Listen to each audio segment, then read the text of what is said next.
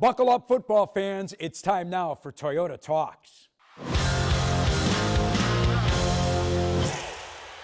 Always excited to welcome in Sherry Burris from the NFL Network's Good Morning Football Overtime Show, which you can see Monday through Friday on Fox Chicago Plus from 12 until 2. Great to see you, Sherry. Let me get right into it because the NFL trade deadline is now behind us. No blockbusters like, Herschel Walker going to the Vikings or Christian McCaffrey to the 49ers, but the Eagles made 3 deals. The Cowboys surprisingly made a couple of trades, and the Bears got some needed help on the defensive line as well. Do you think any team really helped themselves with the trade deadline this year? Yeah, Lou, it's really good to see you. And it's always an exciting time once that deadline passes and we can kind of let the dust settle and see what kind of impact a player is going to have on their new team. We could not stop talking about the Colts this morning. It's like the rich just getting richer, right? They're already the best team in the league right now. They add a guy like Sauce Gardner.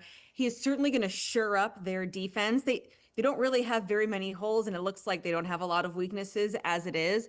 But Sauce coming in even takes them to the next level. And Lou, I believe not only are we going to see his impact on the field, but he also has this energy and sort of enthusiasm that we've seen from him that I think is also going to impact their locker room. Yeah, it's crazy, and I'm still not buying the Colts yet, but we can get into that another day. Bears picked themselves up a defensive end from Cleveland, spent his first 4 seasons in Tampa Bay before signing with the Browns this past March. Not much production in 4+ seasons. What do you guys think of the new pickup for the Bears and how much he can help? Yeah, they added Joe, I think is his first name. He has a more complicated last name. We're going to work on that as he gets acquainted with the team. I think sometimes we see, Lou, that guys in a new team and a new scheme really can make an impact. And sometimes a fresh start is just what a player needs. And looking at this Bears team, they are certainly going to need to shore up that defense.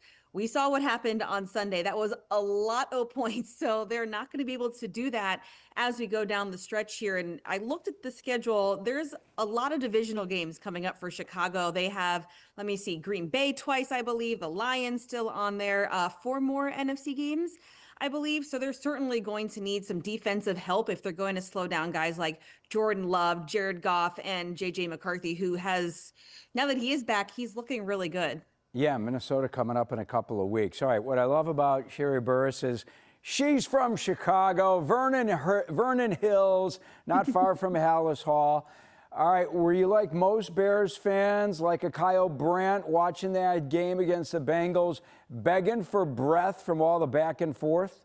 It was awesome. This is one of those games where you weren't sure if you're rooting for the offense or the defense, but if you even just I walked to the kitchen, you blinked, something happened, Lou. There was nonstop energy. There was nonstop plays. I don't even know how many lead changes there were, but I did the math. The math was mathing 89 total points in that one, 11 touchdowns combined. That is one of those games where you just had to almost hold your breath because you never knew when the ball left the quarterback's hand what exactly was going to happen. It was crazy. 7 lead changes, as you touched on. It was just back and forth. The team is really starting to believe in itself. And at 5-3, question for you, do you think the national media is starting to believe in the Bears as well? Yeah, I do. And it kind of reminds me of the saying from Ted Lasso when he talks about ghosts. If he believes in ghosts and he says, well, I hope they believe in themselves. That's how I feel about the Chicago Bears team. I like that. Thank you. We all are starting to kind of see this. We're at that halfway point. We have the receipts now, Lou, that this Bears team really can win in different ways. Their defense can step up. Maybe it's special teams. So as a whole, we're seeing why they picked Ben Johnson to be this guy and lead them down this path. All right, one of the things you'll learn about Lou is I always try to be honest with myself. And I get it. They're tied now for second in the division with Detroit. But critics of the Bears will claim, well, who did they beat? They beat the Cowboys, the Raiders, a beat-up Commanders team, the Saints, and Bengals. 5 bad teams. So I want you to be honest with me here, Sherry. Do you think we are getting maybe a little bit ahead of ourselves here, thinking that the Bears might be a playoff team? Honestly, This one kind of really made me waffle on it thinking about this, Lou. I think, yeah, a little. I'll agree with you a little bit because they haven't played some of these top tier playoff juggernauts that we're used to seeing. But to kind of bring Ted Lasso back into this, it's okay to believe. There has been so many ups and downs, and I know there are Bears fans out there who have seen games, seasons go in much different directions than what we are seeing right now in Chicago. And I feel like there is okay to believe the fact that they are doing things right. They are getting these games and they're cleaning things up, and the fact that there could be a playoff run. Who knows what happens when they play the Packers in week 17 or 18, whatever it may be. I think it's okay. All I right. think we can have hope. I like that because, hey, man, just ask the Packers about, not playing down to the competition like they did on Sunday against Carolina, or for the Lions, for that matter.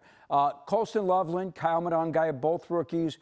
They're earning Ben Johnson's trust. They sure did last Sunday. Do you think they both earn more playing time Sunday against the Giants? I do, but I'm not sure I would be ready to say, if you're a fantasy manager, like put them in your lineup as number ones. DeAndre Swift and Cole Kmet have certainly done a lot in their own right to earn the trust of Coach Johnson and his staff. I do remember in a press conference earlier this year, Coach Johnson was adamant about the offense running through DeAndre Swift, excuse me. So I feel like that is still going to be your number ones, but certainly those two young guys, very promising players. And if I'm a Bears fan, I'm very excited to see what kind of contributions they can continue to have. Yeah, great to see the rookies come through. Ben Johnson said it just the other day that his team finally won a game because of the offense and Caleb Williams. 47 points, 576 yards, albeit they did it against football's worst defense. All right, be honest with me here now, Sherry.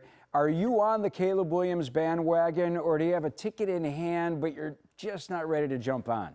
Yeah, I still got my ticket in hand. I'm looking at the ticker to kind of see like when my train is arriving. It still says about 4 minutes till the train arrives at the station. I think it's important for them all to still get the reps. And I'm just still, waiting to kind of see exactly who this team is.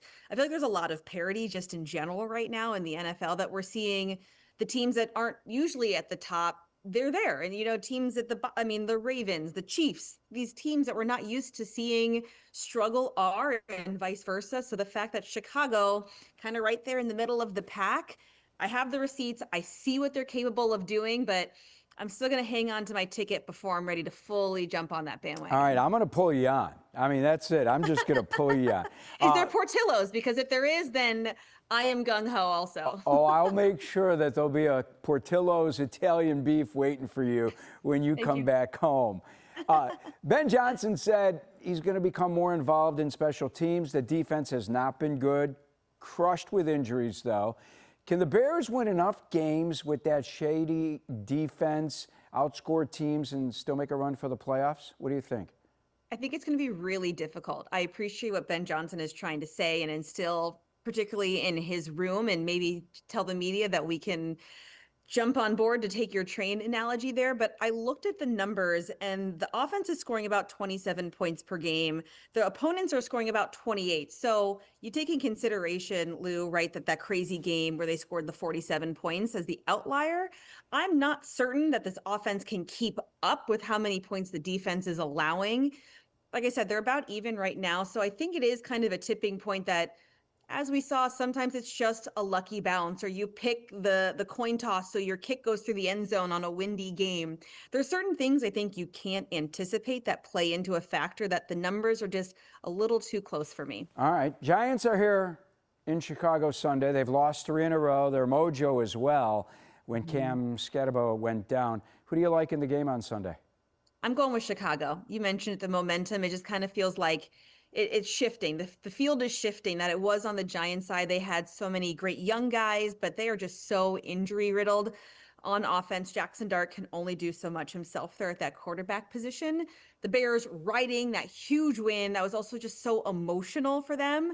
I can see Chicago still carrying that momentum in their favor. All right, I hope you're right. Let me give you a wrap up, because Ben Johnson keeps saying that his team's going to be playing its best football in December. If the Bears keep winning, Now, while the schedule is easier, could you see them maybe giving the Eagles, Packers twice? You touched on the schedule coming up. The Lions, 49ers, Minnesota in a couple of weeks. Man, they could still give these really good teams or teams that are at the top of their divisions a tough time the final 6 weeks of the season, right? They definitely could, Lou. I mean, you just got to keep stacking wins and building confidence. And I think the biggest thing we can take away is you find yourself in different situations, no matter who the opponent is. So, for example, you have this weekend's game. You can maybe tap back into that when you think you're playing the Lions or the Vikings. You say, hey guys, remember back in week 9 when we overcame a very similar situation? Considering there are some really young guys also on the Chicago roster, they're going to be able to go back and use that experience and put it into play. Personally, one game series that I'm looking forward to, you kind of alluded to it, the Packers. We know the history between Packers and Bears. It is just quintessential, like old school football, but it's going to be the first time Ben Johnson going up against Matt LaFleur, who I probably don't need to remind Bears fans, he called him out by name in his press conference that he has beaten him twice a year when he was with the Lions. So I'm very eager to see how those games pan out. Yeah, so am I. I remember the press conference, and the Bears got the Packers twice in 3 weeks. So you're right. That might determine who wins the division. Sherry, thanks so much for your time. We will talk to you down the road. Sounds good, Lou. Thank you so much.